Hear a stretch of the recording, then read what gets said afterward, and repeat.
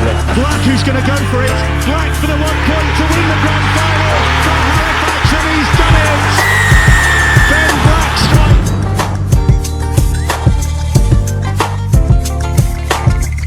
Hello, welcome to another live stream reaction post-game jobber of Talking Back to Live. Proud to provide Chris energy and delivery. As always, my name is Mike Hay. And joining me, producer, aficionado, fan. How you doing, Rick? I'm alright, mate. How are you? Evening, everyone. I'm alright. Yeah, it's a bit of a weird feeling tonight, isn't it? It's a very, very strange one. It's another bonkers game that we've had. Eventually going down to Toulouse, but that only tells half the story, not even half the story, the actual story. So let's get straight into it. Let's try and dissect that thing, shall we? So,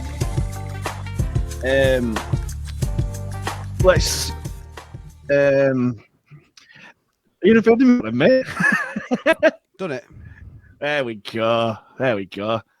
Thought we're talking over some hip hop beats for the next hour or so. Yes. If you're watching, thank you very much for joining in. As always, get your comments in. This is all about yourselves. Get your comments in.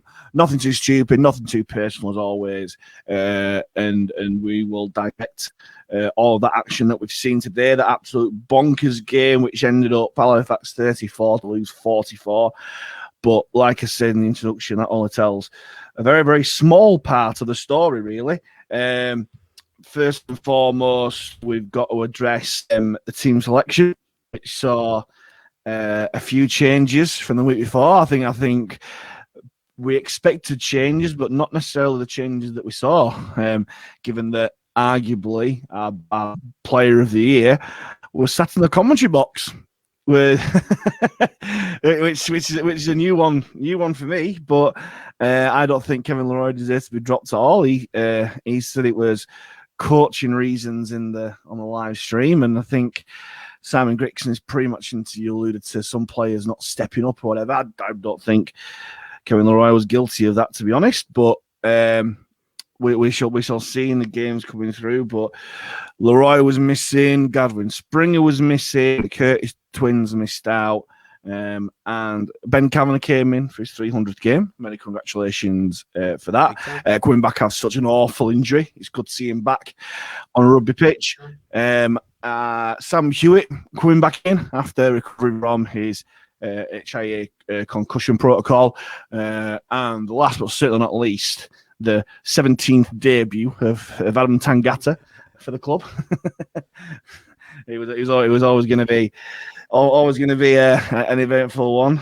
But yeah, first question I'll ask yourself, okay, it's a little bit direct question. Do you think Grix the team's right today? It's a tough one, isn't it? Because some players played last week, you'd kind of expect a bit of a backlash in terms of selections. But you hit a really good point there about Kev. You know, Kev's been playing really well. I thought he had a blinder at commentary box, so it was nice to see someone who actually cared about Halifax commentating on one of our games for a change, you know. So, but I wouldn't say he got it wrong because obviously it's his job to pick the team and whatnot. So yeah, I don't think wrong is the right George word. Riley said the same as well. Yeah, so I wouldn't say it was wrong selections, but there were a couple there where it were like, well, I don't think they deserve to be dropped on the whole, and other players didn't. So it's a tough one, but no, I don't think he got it wrong. Like say, after the first 25 minutes, and someone told you you'd be gutted to lose, you know, you'd take that, wouldn't you? Yeah, as I say, it was. I know the old adage is a game of two halves. That was a game of six or whatever you want to call it. It was a weird one. I'll mention a point that you've made before, Rick, on podcasts and streams before, that one of the disadvantages of having such a good deep squad is the temptation to tinker. And I think Simon Griggs is given into temptation to tinker somewhat, and it's not necessarily paid off today in some respects, but that's why he's been paid to be the coach of Halifax. There's some views that you shouldn't have the team that played London shouldn't have been changed. You don't change a winning formula, but again, when you mentioned quality in the stands in his pre-match interview, and you've got the likes of Ross Thorne and Worthington, and others that haven't featured, it'll be a very tough coach not to pick them, but it's going to make for a very different, very, very interesting selection for the Oldham game, because he's mentioned players that haven't stepped up or whatever. There are certain players in that team, which I'll come to once the comments do come in, that I think will be very lucky to be picked against Oldham, but that is to be explored further. If you are watching, get your comments in. There's a lot of people watching. Get comments. Can you hear us? Let us know what you think. Yeah, can you hear us? Oh, hang on. Whoa, I've refreshed. Right, that's what I need to do. I need to refresh these things. Right, brilliant. So, Gary Bray, straight off the bat, Director Bray. Hi, gents. Always going to be a tough one. Glad the players responded in the second half and showed there is still to come. Chris Kirsch. Thank you very much for joining us. Kevin and Gadwin should both be in, kind of alluding to what we both said.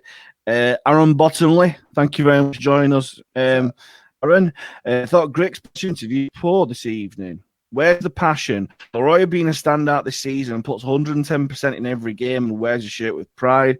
Toulouse didn't get out of second gear and our discipline is awful at the moment.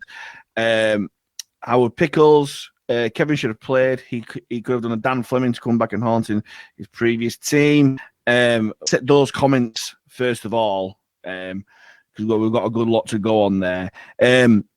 Even before a ball's kicked today, no one's going to expect you to win at home against Toulouse.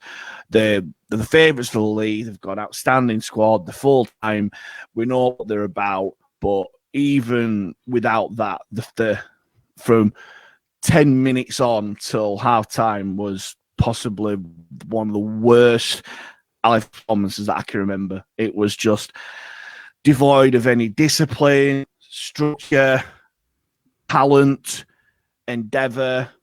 It was just it was vile to watch. It's in my almost opinion. impossible to win a game, isn't it? When you don't touch the ball for 25 minutes. You know, after Toulouse's first score, we didn't have the ball for exactly. a good, 15 sets maybe. They went back to back to back, didn't they? Yeah, they went back to back to back, and I went to my dad's house to watch the game. We kind of dissected it, and they only scored tries because of our own errors, because we piggybacked them up the field with penalties. We didn't control the ruck. There were I counted 3 times that Ben Kavanagh was lying on the back of the ruck, just in nowhere. Other players were guilty of that, and just poor defence. Toulouse didn't score by any groundbreaking rugby league. They scored by practically pushover tries or just exploiting gaps in our defence where we misnumbered out. It was bordering on embarrassing watching it in that 25 minutes. But 10 minutes before half time, we turned it on. When we had the ball, we scored. We had 3 opportunities. McComb, it looked to me that he grounded the ball, but he weren't given. And then Salty scores 2 tries off 2 brilliant plays off Liam Harris, and we could get respectability. And the second half, we came out and we looked completely different sides. So again, it's just if that 25 minutes hadn't have happened, we could have won that game quite easily. And it just shows how good a team that we are. But it's just getting rid of those errors. And like other people have said, it's like Aaron Botter mentioned it, discipline. Our discipline was terrible today, absolutely terrible.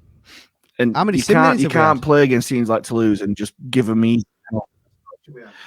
Yeah, like Borough was harshly sin binned in my opinion. We'll get this out of the way straight away. You can't compare different games and different referees for same decisions. Yes, we all know that Con Robinson was taken out late. and should mean penalty, but it's a different referee, a different game, and so you can't compare those sort of decisions. I just thought it was very, very harsh on Borough being sin bin, and plus the worst player it could have happened, the player who was the catalyst for our comeback, being sin binned and that. But again, we had the talent on the pitch to do it. But again, stupid. It's like you mentioned, like we didn't have the ball conceding, and Ed Barb shoulder charges them and they get a penalty upfield. In the second half, when we're on a roll, Greg Worthington pulls the leg of the player on the floor for no reason whatsoever. It was just absolutely daft, and that's where we've got to cut those mistakes out, because we're just going to get punished, and we did. But cut those out, and we look a bloody good side, and that's the most frustrating thing, really. Yeah. Do you think anything else rather than me just waffling? Not at all, mate. I think you're absolutely hitting the nail on the head, as you always do. You know, that's how many sin bins now. So there were 4 last week, 3 this week, 1 week before. You cannot win a game with half your tied on sideline. Look at the one that Borough got sent off for, well, sin bin for. We just got another man back on the field, and then we lost another one. So it's like we just got on top of him, we just got on a roll, and then it pins you straight back again. And like you say, it was such a strike weapon for us.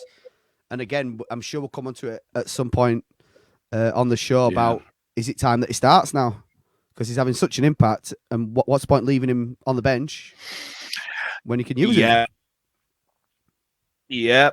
No, it's again, it's going to be one of those weeks where Grix finds out a lot about his sign. They do a lot of work on the training paddock, and hopefully they get that winning formula, the formula to keep.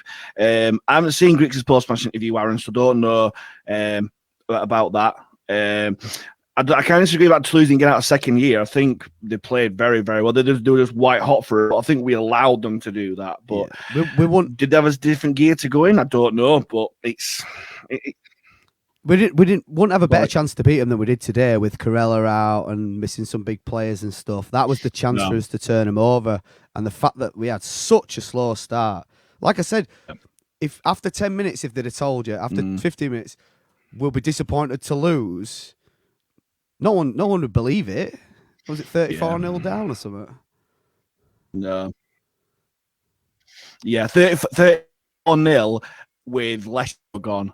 It was bonkers, absolute balmy. It was just one thing after another, and for us to even get back into a position where we nearly won the game is remarkable, to be honest. And it shows what a good side that we've got when we can stitch all the good bits together and get rid of all the negative bits there. Yeah. It's just very, very frustrating, really.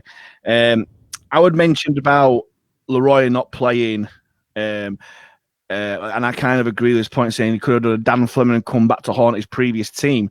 It's baffling to me why Kevin Leroy weren't playing today, because he's obviously a Frenchman. He's a Toulousian or whatever you call that.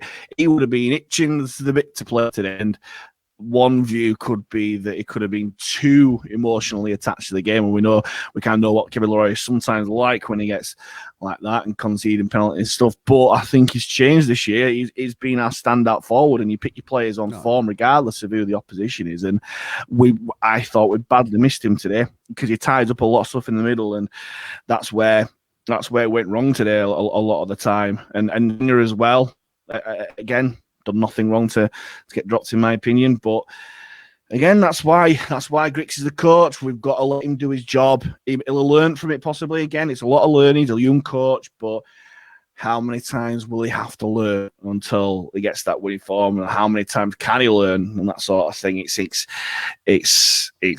I know it's a kind of a long-term project, but we need to start produce results. And next week against Oldham, because we lost against Bradford last week, is vital, absolutely vital game next week. Who else is there? Just going through the comments. There's loads of comments coming through. Thank you very much. Andrew Moron. Goal line defense was poor. Player selection poor. Goal line defense. It's based in the first half. Second half, it tightened up. Second half, it was like watching a completely different side. Can I just say, I think it's Moran, not Moron. First half. Sorry, I'm thinking of Dylan Moran. the Irish comic, but oh well. Moran, potato, whatever.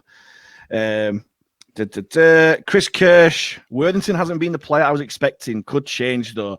Yeah, I'll go straight into it. Worthington has been a shadow of himself.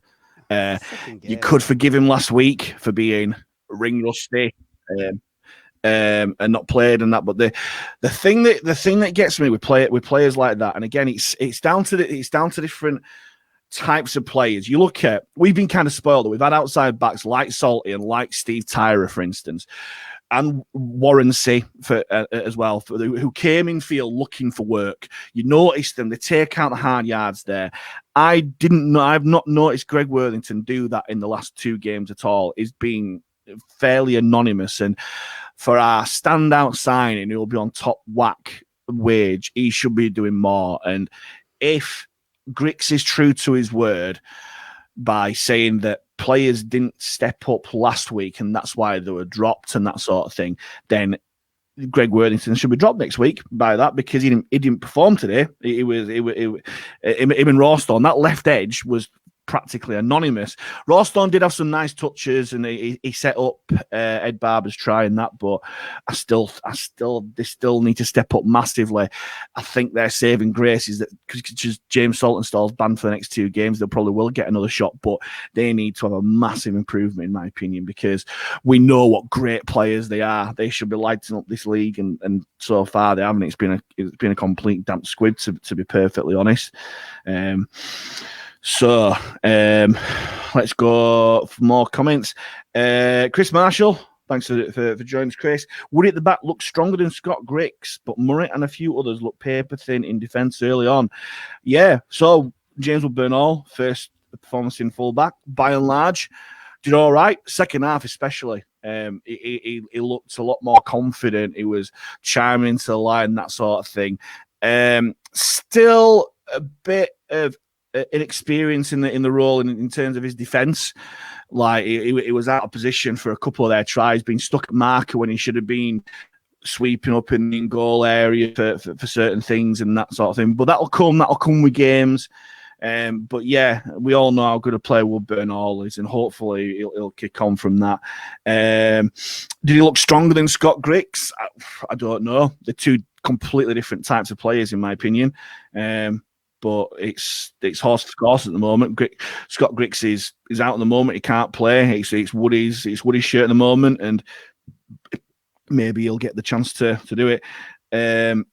Murray and a few others look paper thin defence early on.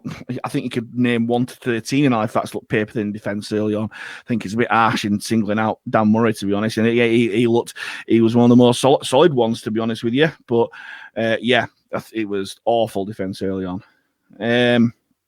Anthony Hildred, thank you for joining us, Anthony. I didn't buy the game this week. Wish you could pay for halves. By the sound of it, the second half was fire. Yeah, maybe that's an our league promotion that they need to do. by the second half of games. But yeah, it was a bonkers game. And again, if you watch the second half, you'd think, blimey, Halifax is some side. How have they lost this? And then if you watched only the first half and then saw the result, you'd be like, how have Toulouse let Halifax score 30 odd points? But yeah, very strange. Have you got something to add, Rick? Well, there was one moment for me that really stood out as it's the terrible tries to concede. I think it was when Lloyd White went straight from acting half and scored, and they're the ones that in recent years our goal line defence has probably been one of our team's strengths. Yeah. And to see it sort of crack so easily over such an innocuous play was just, it's hard to watch. But like you say, it's still early doors, but the longer it gets on, we don't want to be playing catch up, do we? So we need to go there Saturday. Short turnaround as well. No. You know, we need to go there. We need to put a marker down. We need to play the way that we know we can. We need to chuck the ball around, back each other, have some fun again, you know, because when we have some fun, we look a great side, like you said, but some of the goal line defence was embarrassing, and the lads will know that. I hope they do, and I hope Simon Griggs knows that as well, because it's his neck on the chopping block when it comes to it. And hopefully we're sat 3-4 months in the future thinking, oh, thank God we had those games because we learned from it really well and that. But right here in the moment, it's tough watching it in that respect there. Chris Kirsch which is probably going to become a recurring theme on this show for the next few weeks. Time for a captain change, I think. Does it make that much of a difference, Brandon Moore being a captain? Is it affecting his performance at the moment? I'm not too sure. Is it what is a captain's role? I'm not too sure in that respect. I think what's happening with Brandon Moore is he's got someone else that's having an absolute blinding time at the moment who's got his spot for the last 3 years. Let's say Brandon Moore's been the best hooker at the club easily, and he's not really had a challenger. Amir Burroughs come in and he's just been absolute revelation. But what I will say about Brandon Moore is that he's slotted in very, very nicely into a role that he took up in the second half, because they were both on the pitch. And if Burrow goes and he don't necessarily get the ball out, then you've got Brandon Moore who will go from acting half as well. But also Brandon Moore has got a good footballer. Was it I think it was Woody's try where Burrow threw the ball to Moore in the middle of the pitch, and then he found Hewitt, who then found Saltonstall, and then it came through there. That was a good role for Brandon Moore to have there. And because at the end of the day, Brandon Moore is a brilliant rugby player and he needs to be on the pitch. It's trying to find the best role for him in that team where it complements each other. At the moment, you would keep Amir Burr in that acting half role as long as possible because he's absolute dynamite there at the moment. Does that necessarily mean that Brandon Moore is a bad player? No, not at all. He's an absolutely amazing player, but he's just having a little bit of a, how would you describe it? A bit of a developmental stage at the moment, trying to find out where he fits in best in terms of games in that moment. It's tricky. It's very, very tricky. Yeah. Stephen Robertshaw, thanks again for joining us, Stephen. He thinks Brandon Moore was poor today. Rawstorm may struggle for Oldham game and Worthington doing nothing at the moment. Leroy had to be in the squad. Yes, he's kind of echoing a lot of things. I don't think Brandon Moore was poor necessarily today. I don't think you could single him out and say that he was at fault for any one of those tries, really, on any sort of poor play. Is he playing as well as we know he can play and has played before? No, but it's not poor. He's still got a few gears to go. And again, Brandon Moore, you obviously know him a lot better than me, Rick. He seems to me that he's a confidence player. He thrives on that confidence of kind of living there, that kind of instinctive player sort of thing.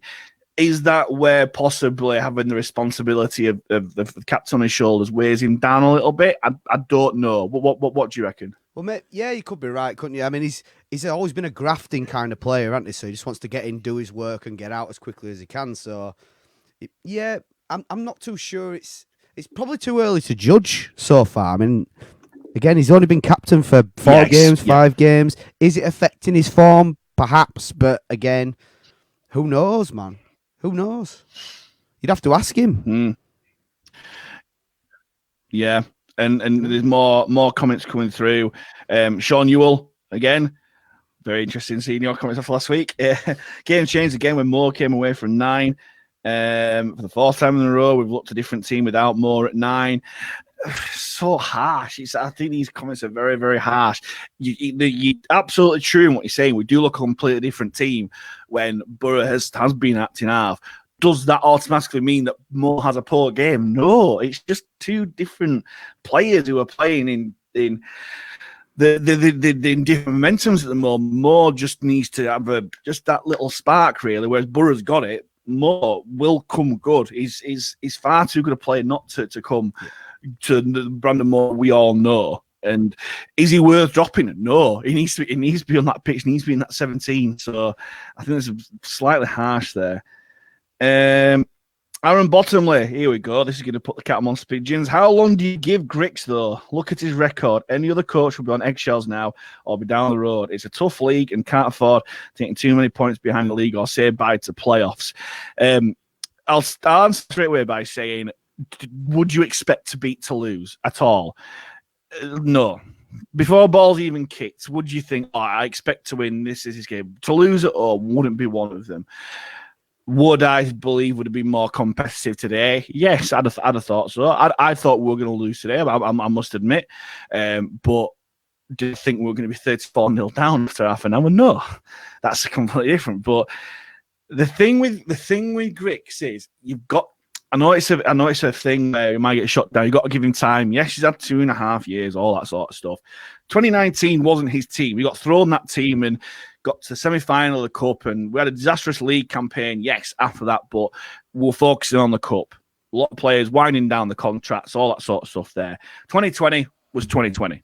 Again, that got written off, and yes, he made some signings, but again, he had players in there who probably weren't his type of players, who we wanted to move along to put his stamp on the team.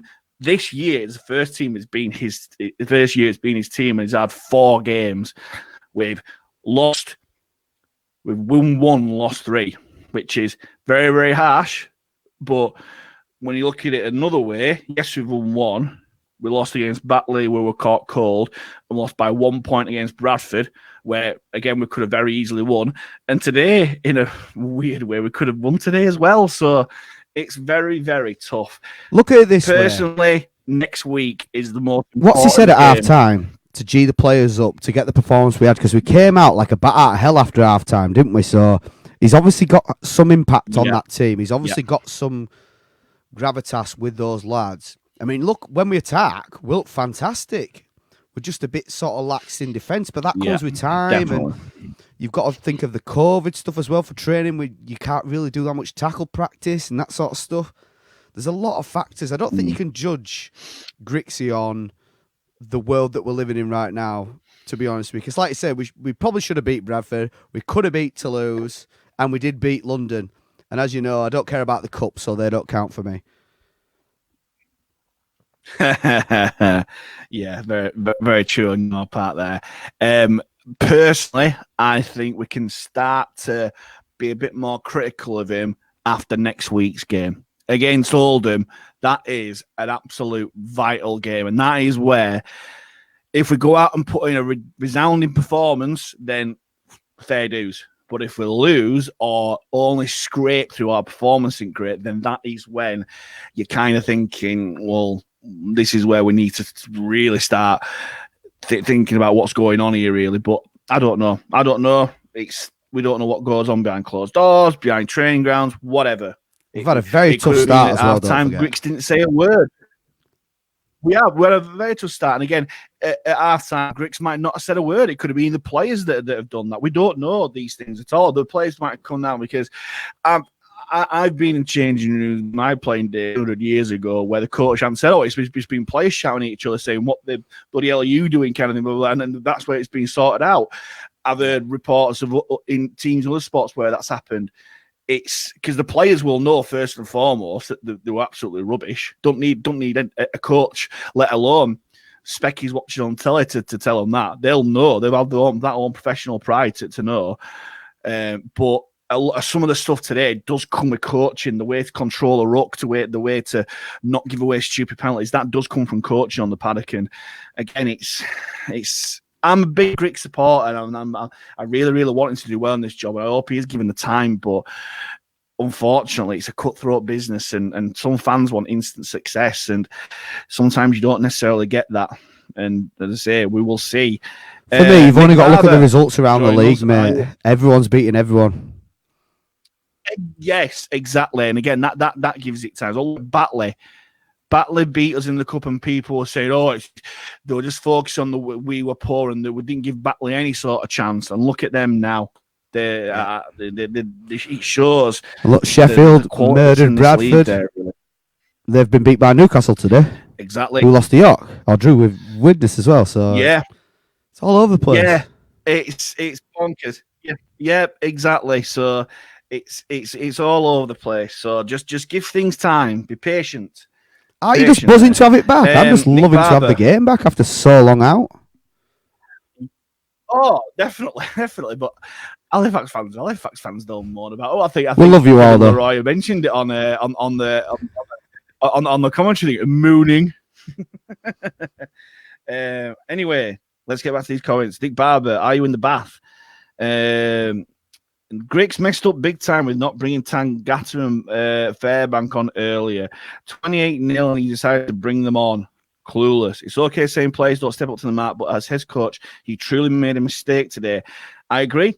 I won't say he's clueless, but I think he made some selection mistakes before and during that match, and the way he used his substitutions was puzzling to say that. But again, it's difficult in the moment when you've trained all week a certain way and then you in different possibilities. You don't train to go 34-0 down. That's one thing you don't do.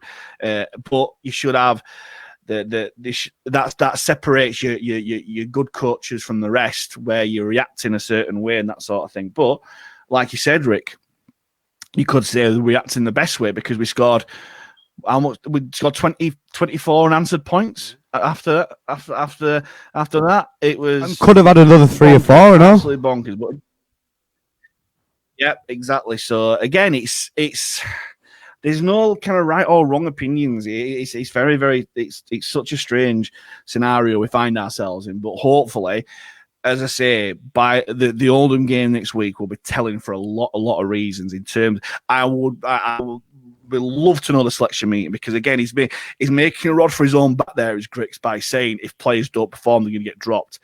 We will see how honest and truthful that is, because as I say, again, Salt and Stall being banned makes things a slight easier. I think Rawsthorne and Worthington are thanking the lucky stars that Salt and Stall's banned, because in any other week they'd both be dropped, in my opinion, because they haven't stepped up at all. They've not looked like they wanted to keep their place and challenge for the games and the performances they've made, really. And it's frustrating as hell, because they are fantastic players. They're amazing players at this level, and they need to step up. And that's where Griggs if Griggs does go and drop them and drop players who the fans think have underperformed and what's clearly underperformed, then fair enough, he'll get that respect. But we shall see on that one. Nathan Field, Ty, very much for joining us. Harris and Robinson defence is not sufficient for the better teams. Any team in the top 6 will simply walk through either of them. It's difficult to say, because again, they weren't necessarily the only ones there. Sometimes you have got to kind of carry your halfbacks like we used to do with Graham Allroyd. Graham Allroyd was infamously a turnstile in defence, but that's the job of those inside him to protect him. It's a difficult one, is that? But the thing with Harris, so and Robinson again today, they stepped up. That's the thing that really pleased me about them too, is that last week when Scott Griggs went off, they didn't step up. They didn't take, like I mentioned, they didn't grab the game by the scruff of the neck and do it. This week they did, and it was so pleasing to see. Harris's balls, for the balls he was throwing over to Saltonstall were brilliant, and he found a formula and ran with it, which was great. And Connor Robinson, his kicking game was great. That break he made at the end of the game was outstanding. So, yeah, anyone can improve the defence, and I think it's a collective effort, if anything, there, mate. Sean Newell, Nathan, you're right. You should be both defending on the wing, not inside centres. Fair enough. Again, that's a tactic there. It's one that Sean Long used to do for Saints, I remember. But then Nathan's come back and said, let's just be honest, we're not a top 6 team, just a fact. Wow. Now, that is a thing. Like you say, Eric, it's too early. It's too early to say. Too early. What is a top 6 team at the moment? Really, it's all over the place. It's bonkers. It's very, very strange.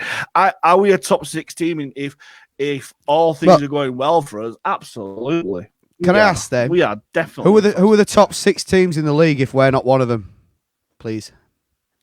Yeah, very good point. Yeah, by the end of this stream, we want people to say their top 6 side, if that doesn't include. I witness a top 6 side. Question, They've been playing that way. Yeah.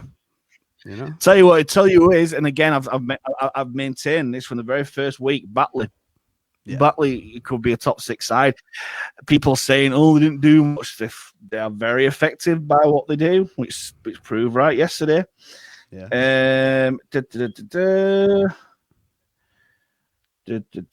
Amir, Chris Kirsch, Amir reminds me of Penke and we'll be developing into a great first choice. Yeah, he's a fantastic player. For Wigan, we've only got him for a sadly. year because he will definitely go back to Wigan. Yeah, I bet Adrian Lamb's looking at this footage today if he's not watched it and gone, blimey, it'd be hard tempted to call him back if that were the case. But hey ho. Anti Hildred. I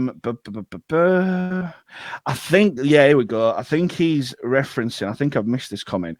And he said, any voice on that field today? And he's then come back and said, as soon as the voice is momentum, your game set and plan, basic set, slow it down. There's a big voice needed.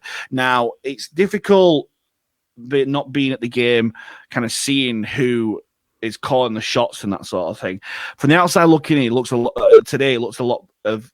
To be fair, Conor Robinson and Liam Harris were doing a lot of the organising, as halfback should be doing, really. Ed Barbasile seems to be vocal. I don't know, but again, we've mentioned it before in terms of captains. Is a captain the one that shouts the loudest, or the one who leads by example, or a combination of both? It's a difficult one, really. It's very, very strange.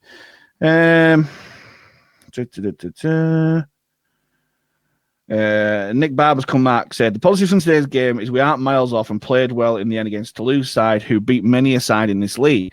Amir outstanding and good to see Tangata and Cav back on the park. Yeah, again, what is everyone saying? Toulouse are by far the favourites for this league. They're the best side in the league, that sort of thing. Is it any surprise that they're going to come to Halifax and win? They nailed London last week. Yeah, that was a joke that we're flying through when we're 34-0 down. Maybe we should have forfeited the game so we don't lose 24-0. But hey ho, we came back. We came back to that comment was deemed null and void. But yeah, again, we score. You look at the highlights from that game. Toulouse scored very soft, easy tries. We scored brilliant tries. Yeah. Our tries were just brilliant. I know George Riley mentioned the build-up that Toulouse will be the neutral's choice because of the swashbuckling style that they play. We were the swashbuckling ones in that second half. We threw the ball about and did all sorts. And again, if balls are stuck today and players were either 2 feet shorter or 2 feet higher or whatever, it could be a different game. But it's stitching a performance together of, if we could have had the first half of last week and the second half of this week together, we'd be brilliant. But unfortunately, we had the others this week. Sean Ewell, Nathan Field is going back to Sean Ewell again. The Sean Ewell, he's brilliant. These direct comments. I personally don't think it's Simon's fault. If you don't get the funds, you can't get the players. Example, we have to go to Wigan to get a player from Siddle. I think that's a slight tongue-in-cheek comment there. Yeah, and he's gone. Watch the game back and look how many times Moore is still looking left and right when the ball is being played. Also stands up before he passes. Get down to the club and be the hooking coach. John, maybe. I don't know. It's twice you mentioned that. Maybe Halifax Panthers need a dummy half distribution coach. Get your name down for that. Don't be facetious, Mike. There's a bee in your body. Hang on. You've got a professional rugby player who's got techniques. There are plenty of other hookers that stand up and pass as well. It's not just Brandon Moore. Players who play a lot higher level. And any good hooker would look left and right while the ball's played, because that's where you look and find out where your gaps are and where your players are. So yeah, I kind of disagree with that one.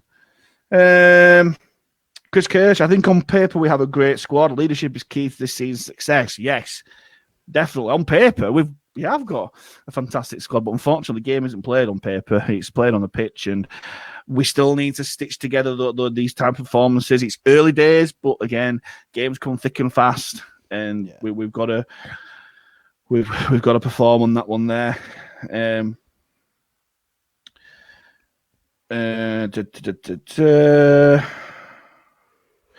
Sean Newell's come back. The games we've lost have been down to poor game planning against Bradford. We had ball in hand for the first 20, didn't execute, and same today.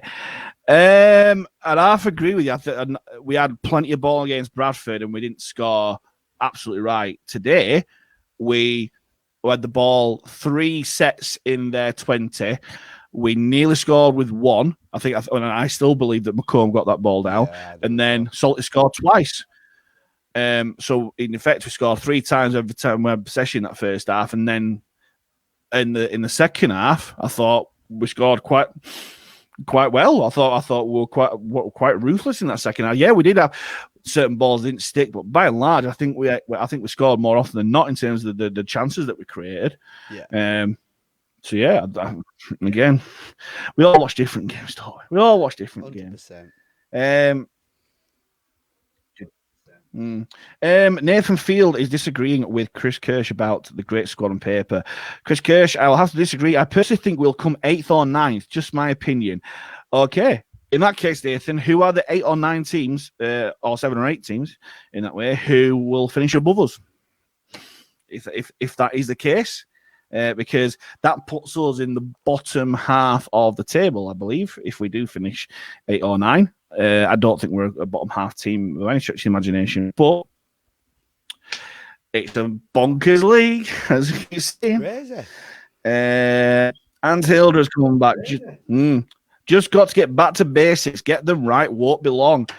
Yeah, there's some, especially in our defence, because we're completely bodged up our numbers in some respects, and you're taught in younger levels of rugby league to point your man up and go up. And there was one instance that the Toulouse had a 3-man overlap in one point and didn't use it, but still scored. It was, sometimes going back to basics, like I mentioned about Batley beating us in the cup. They're very, very basic, but it's effective.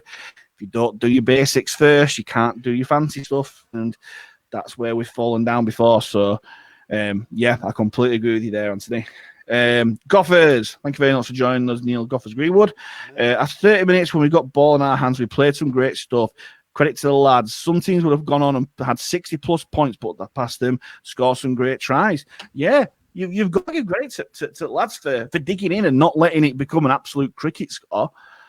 And that's where we maybe need to be a bit more positive for the fact that, we stopped it being a complete landslide, and we had a chance of winning the game after that disastrous first half. That is it's very, very strange. What do you reckon, Rick? Absolutely, mate. Like you say, when Conor Robinson went through, if he'd have backed himself, he goes over, then you're backing us to go again, because they look like they're gone. You know, towards the end of the game, their fitness obviously levels out there. Yeah, they were running that clock down as much as they could. Every play was a power play. They went for goal twice for those daft penalties and stuff. So they were gone. If we could have just started the comeback a little bit earlier, I think we could have taken them right at the end. It could have been another pipping it like we did against Sheffield in first game of last season, you know? It's it last play of the game. So yeah, it just weren't meant to be. We left ourselves way too much to do. But the reason that I'm not panicking or pushing the panicking button, we can score points from anywhere. And if you can do that, you can fix your defence. Structurally, you can do that. You can work on that in training. But if you can't score points and you've not got confidence, you won't win any game. So what we actually wanted to do, we wanted to win 44-34 today, didn't we? It just worked to be. Great game. No, true. Yeah, for sure.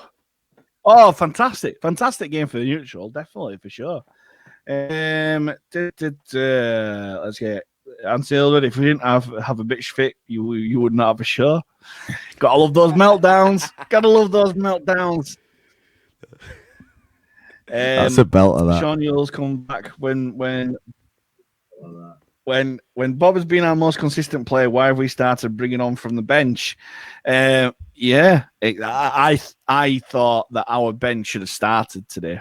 In all honesty, Hewitt, Tangata, Fairbank, and Borough. I thought all should have started there. And again, I'd have had Leroy in that side as well. Yeah, again, like I said before, very puzzling team selection and puzzling in-game management from Grix there as well. But again, he's the man in the top job. He makes those decisions. We've got to respect that. Goff has come back. Would he try? Was one of the best you will see. Quit out the penalties and play for 80 minutes, and we will be okay. If only it was that simple, Goffers. If only it was that simple. Then everyone would be doing Woody's it, try was one of the best I've seen all year. Great, absolutely fantastic. Yeah. You'd have either really boring games because no team would score against each other because the defense would be so good against the attack.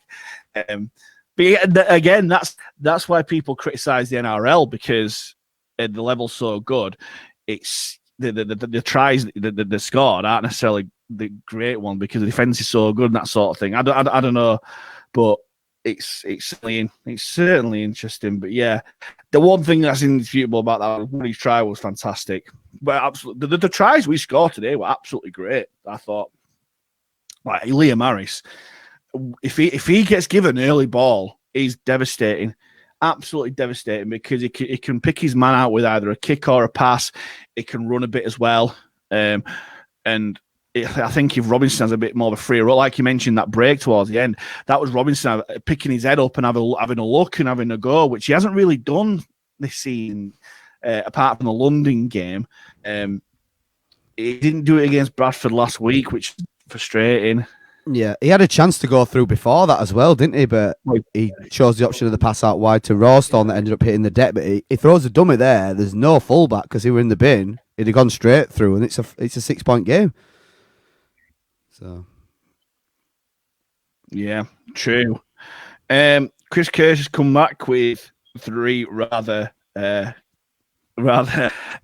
on pigeons posts. We are top 6, very definitive. I agree with you there, Chris. He's got a feeling Chris Chester may be an option late in the season or Paul Rowley. Well, if Chris Chester does go from Wakefield, would he want to come to Halifax? Probably not. He's a Super League coach. You want to carry in Super League. That's if Wakefield want to get rid of him. I believe he's got quite a good relationship with Michael Carter and the Wakefield brass there. I think they think he's doing a decent job with the resources he's got there. I don't think they've got hardly a pot to piss in the Wakefield, and he's fighting a losing battle. But they're competing in games. They only just lost against Hull the other night, so it's. I don't think he's going anywhere. And Paul Rowley. Would you really want to support a team coached by Paul Rowley? I don't think so. Absolute legendary Halifax player, but as a coach, he coached Lee in Toronto. Put it that way. No, not on your Nelly. if Paul Rowley had been coached today, at 34-0 down, there's getting 4 or 5 sent off there, isn't there? Yeah, exactly. Yeah. There'd have been a lot more red and yellow icons in that scoreboard bit for sending off in the sin bins. You think we just lost the cup final? You think we'd just been relegated? Rick, sorry. You know, we've just run the best team in the league by a mile all the way, and people are losing their minds. I don't get it at all. Now, if we lose to Oldham and Dewsbury in the next 2 games, fair enough. By all means, rip in. But not after that. Yeah. No. Again, I agree. The Oldham game's critical for stuff like that, and hopefully it's a convincing win. So yeah, Goffers reckons top 6 in any order: Toulouse, Fev, York, Fax, Batley. They're not sure who else. Yeah, York had a convincing win against Swinton today as well. So Fev, have they already played Fev? Yeah, Fev beat Whitehaven. I don't know. Did they? Right? I didn't see. Same time we were playing. That's why. The thing about it though is right. Fair enough. I think what you can say is some confidence. I think Toulouse and Fev will definitely be in that top 6 for sure. Anything else is a bit of a lottery, to be honest with you, because a lot of people saying York, but you are, Rick. I'm just agreeing with you, Reggie. It's a total lottery. Week to week, who the hell knows what's going to happen? So, yeah.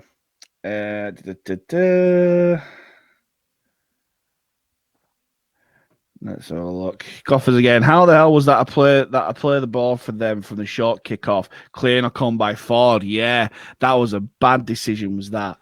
There was another one. Clear Ford knock on. He took.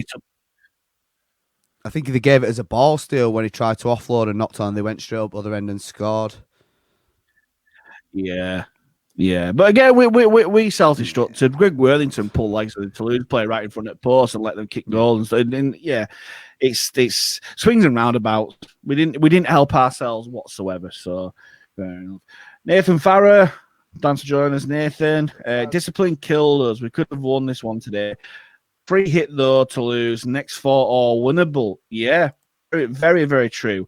Our next 4 games, if I get them up on my phone now. So we've got Oldham, Dewsbury, Sheffield, then Newcastle. 4 very winnable games there, Nathan. You're absolutely right, and that is where things will. The Roosters might come home to roost in that respect. I don't know. There's no cliche bingo there. There's nothing ever certain in this life apart from the championship being bonkers and unpredictable. But hopefully it is a convincing win against Oldham, because I think some of the criticism against Grix and other players in that team is incredibly harsh. But if we do lose against Oldham and Dewsbury, and you say, Rick, I think it's fair play if there's a lot of unrest and that sort of thing. Sean Newell again. Why no Gadwin Springer? It was spoke about how big Toulouse pack is. Imagine Cavan Springer prop, Briley and Bar second row, and Bob at 13 with Adzi and Elliott to come on. Yeah. Well, he said he dropped him, didn't he, for the actual game plan of the team. He wanted him to have speed side to side in defence, and it didn't work, did it? So I'm assuming he'll reassess that one. No, and with that, I don't know if Briley got injured, but he didn't seem to feature that much. Fairbank didn't seem to be on the pitch all that long, because I think he got injured as well. It'd be interesting to see how many players we had to run with in that second half, because it did seem to be down to the bare bones a little bit.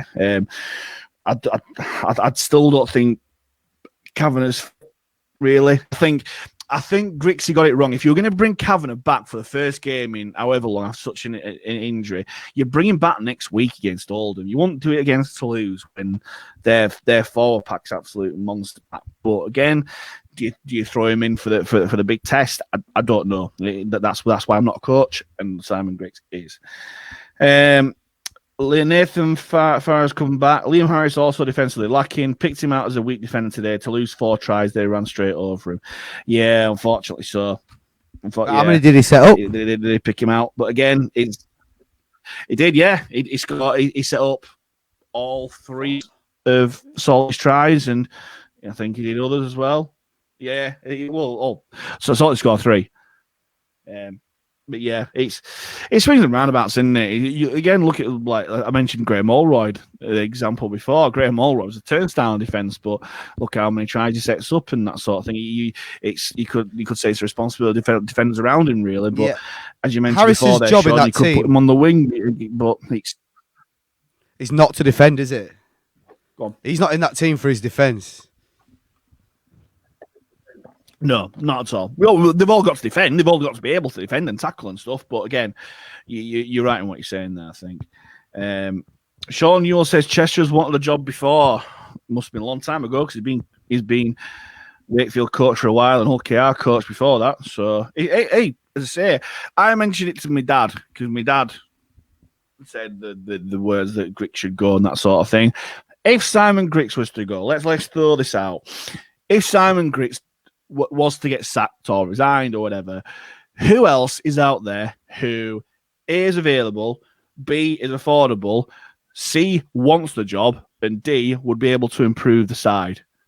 And you've got 4 big variables there where you've got to tick boxes. Not just that. And you've just given him all this budget to build his own squad. We've been saying for years that, he's had Marshall's squad to deal with. He's finally got his own squad, 3 games, and everyone wants him hanging. I just don't get it at all. Yeah. Yeah, exactly. And But again, it's back-to-back completely losses will do that counterproductive. to And any you're back team. at square one because Yeah. definitely, yeah. But I think it's been in motion for quite a while as that because we ended 2019 so poorly, and then 2020 wasn't the most convincing of starts. This year is we mentioned before, bonkers years. Anyone can beat anyone, and yeah, as I say, I hope he's given time. I'm fairly sure he will be given time because it's too cutthroat. It'd be completely counterproductive to get rid of him. I think that's just wrong, really.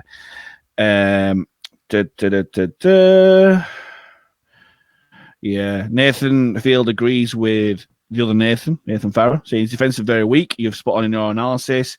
Yeah, I think defense of the week. Is it again down to coaching? Is it the responsibility of these inside shoulder or whatever? We don't know. Again, that's why you have review videos and you're coaching during the week and that sort of thing. We don't know that. And Nathan's comeback was clear to see today, although it's down to a centre and a second row to get round it and make it three in the tackle. There was too much individual about the defence in the first half. No team effort collectively. Yeah. That first half defense was an absolute horror show. Actually, he should come with a warning. Should if you're watching the highlights of that, it contains offensive defense. Oh, yeah, it was absolutely vile watching it. But again, like we mentioned before, it's a learning curve, and it's good to have learning curves. You can learn from them, but how many learning curves are too many and that sort of thing? We need performances, we need results and that sort of thing. And like we said before, it's the next two games for sure are absolutely critical because we have two convincing wins and Simon Griggs is the best coach in the world again and Liam Harris is Man of Steel. If we don't, then we'll have all these conversations again. Mind you, I've not heard Scott Morell's already. Yeah, I've not read Scott Morell's name, which is very, very weird because we said that Scott Morell would be brought up every single time Halifax lost. So that's surprising. But hey ho, I bet he's chuffed about that. He played well for Keithley yesterday. He's got other fish to fry. Good luck to him on that one. I think it's winding down. I think we've not got much more comments on here. I don't think. Oh, hello. Here we go. Yeah. I need to keep refreshing all this stuff. Chris Kerr says Brian Noble. Talk about an old school coach there. Brilliant personality and stuff. As his time gone, maybe. I think that's a massive step backwards to bring Nob in there. Nathan Farrar says it's a game you've got defending. Doesn't matter if you set 3 up after conceding 4. Harris's job should contain defending and not get him run over, but also need his centre and second row to let him be isolated, not to let him be isolated too. Was poor defence by all in the first 40. Absolutely agree with you there, Nathan. Yeah, you've hit the nail on the head. I'm not going to add any more on that one. Sean, yours says you're right. I don't know who's mentioned that too. So as a coach, defends on the wing, not inside the centre as a coach. I've had my big second rowers defending at centre instead of a centre due to what they're lining up against. Hang on, I'll try and dissect that a bit. I think what you're saying there is you defend against what you defend. You tailor your defense against the team that you're playing against, which is I can see that viewpoint. I can see that viewpoint there, but also by the fact that again, if you are doing that, then it makes even more weird team selection from Griggs. He does seem very strange in that. Here we go, Nathan Farrar. I don't watch Griggs out. Yes. If you can't see the foundation of what we're doing, I question what game you're actually watching. Some defensive work and we will give every team a run for their money. Absolutely agree. It's very small changes. Look at it. We lost by 1 point against Bradford, where it's a derby game, and they've come off an absolute hiding where John Keir and the Bradford fans called them embarrassing, and they had to have a reaction, and they got it, and they only just beat us by 1 point. Yeah. We only just lost to a Toulouse team, who convincingly beat York on the first day, and will probably convincingly beat more sides on the day. We had a shocking half an hour, 25 minutes, half an hour at first half. But then, look, let's flip it. Let's be more positive. Look at how we played in the next half an hour. We were brilliant. We were absolutely brilliant for 25 minutes in that second half. We're absolutely fantastic. Tie that up together. It's small kind of changes, really. And again, it's about a lot of it's about Griggs finding his right combinations in the team because he's tinkering too much, really. It took Marshall a long time to get his combinations firing as well, though. Yeah, true. But what you can't forget as well, again, it's about is both those sides had 2 weeks to game plan for us. So we won't play a lot of teams that are coming off, extra weekends off every week. And both of them, you would say they got the tactics right against us, wouldn't you? I mean, Toulouse kept close to the ruck and they were powering around there because they saw a weakness. And Bradford obviously saw a weakness about as wingers jumping in. So they had time to game plan for us, and that won't happen every week. So. Yeah. Nathan Field, I totally agree. I'm 100% behind Griggs. Good lad. Should be behind Griggs. Halifax coach, Halifax lad. We need to support young British coaches. Simon Griggs absolutely loves the club. He absolutely loves it. He's doing the right thing, and he needs to be given that time to implement in what he does. Does he deserve criticism sometimes? Yes, absolutely. That comes with the territory of being a fan and having your own viewpoint. Is it unfair to call him out after a few games? I think it's harsh. I'm never going to say people are wrong for saying that coach don't do that, because that is your opinion and that sort of thing. I would say it's incredibly harsh to call for Griggs to come out, given a unique set of circumstances. Yes, he's had time. He's had 3 seasons kind of thing, but there's a lot of caveats to that, and I will hang my hat on those caveats, because he doesn't agree. He doesn't deserve to be gone, and the sheer discussion of it is bonkers to me. It's baffling to me. But hey ho, that's those Rugby League fans. Aaron Bottomley goes on without saying, would definitely be interested to see who would apply for the job if that was the case. Great history and a good infrastructure to move the club forward and push on the challenge at the top of this league. Surely coaches would relish the opportunity. They would, but by the same token, what better person to have at the coach's helm for this unique opportunity, the rebound of the club and that sort of thing, than a Halifax lad himself? What better person? Why would we get Brian Noble, who's a Bradford legend, to be our coach? Who next? Jamie Peacock, Robbie Paul, James That matters as much as you think it does, but you're talking about a guy that learnt his trade that hasn't been a head coach for that long, because maybe the game's passed on him, passed him by or whatever tactically. Whereas Griggs is a modern player, knows. Do you remember what happened when we announced him as coach? Everyone was saying, all the players were saying what a fantastic appointment it was, because he knows everything about the game. Yeah. He's still a young coach. He hasn't been a head coach for a long time. Maybe he hasn't got his man management stuff and getting the best out of his players and his combinations right. Give the guy a chance. Yeah, definitely. Winding it down then anyway again. Yeah, we've still got quite a few comments coming through. Sean Newell's challenging you on the 2 weeks. How do they have 2 weeks to game plan for a complete change of personnel? No, fair enough. Yeah, it's a very good point. Well made. Yeah, true. Yep. Nathan Farrer, I've seen many a vaccine go 28-0 down and roll over, and it finishes 40 plus to 10 or something. I've seen major character today, proud as punch. Stay with the process. Good times are coming. Let's talk about top 6, baby. It's happening. Hashtag Panthers are coming. Yes. Now that is positivity if I've ever seen it, Nathan Farrer. Good on you, lad. I've still not seen the top 6 without Halifax in, or top 8 or 9 without Halifax in. So it'd be interesting to see that. Lee Truswell, thank you for joining us, Lee. The team needs to gel, but we can't keep competing in the last 4. The first half was embarrassing. Completely agree. Yeah. The team definitely needs to gel. That's the thing about getting a new squad together. We've got to gel. And again, circumstances, we would have had 2 or 3, 4 possibly pre-season friendlies and stuff. We've not had that chance there. You could question the validity of a paused training session against Huddersfield, that sort of thing. But again, we're tied to a certain thing because of COVID and that sort of thing. It's difficult, but we're kind of learning on the job at the moment. But let's try and focus a little bit on the positive. We came back very, very well today, but that first half was embarrassing. And again, it's the bench, it's the mark we can't go below. I don't think ever. Sean Ewell, I vote Ben Black. He can do no wrong. Definitely, Ben Black again. Ben Black. He wasn't noted for his defensive rock capabilities, really, but he certainly gave us a lot of attacking go. Ben Black, friend of the podcast as well. Maybe we should get him on. Maybe we'll get him on, Rick, and ask if he wants to be coach one day of Halifax. Yeah, but like, you're going to pay for me and my family's plane tickets from Australia in a house then?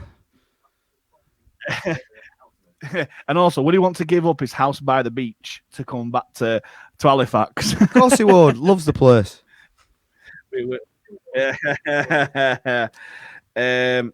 Nathan Farrer again. Griggs hasn't had a full season, half a year in 2019 with a rundown old squad, no budget to work with. In the pre-2020, due to 8th place, finishing 19. And I think we'll finish top 6 this year. Yep, absolutely. I agree with you there. He's not had a full season yet. Judge him on a full season, and we can talk there. Chris Kirsch, yes, Nobby did help. Nobby helped Matt Calland out. He came in as a defensive consultant for Matt Calland because those were the games where it was 44-34 every week. And I remember a 70-odd, 40-odd at Widnes one time for Calland. Yeah, bring back Matt Calland. That'd be great. That'd certainly be exciting. Plenty of tries on show there. Maybe Griggs sees a more experienced coach by his side, like when we brought Nobby back as director of rugby to help him out. Maybe. Do we have the funds for a director of rugby? Maybe not. But it's a very valid point, is that, Aaron? I completely get that. Sean Yule said he'd give up the house by the beach and he loved the Acker.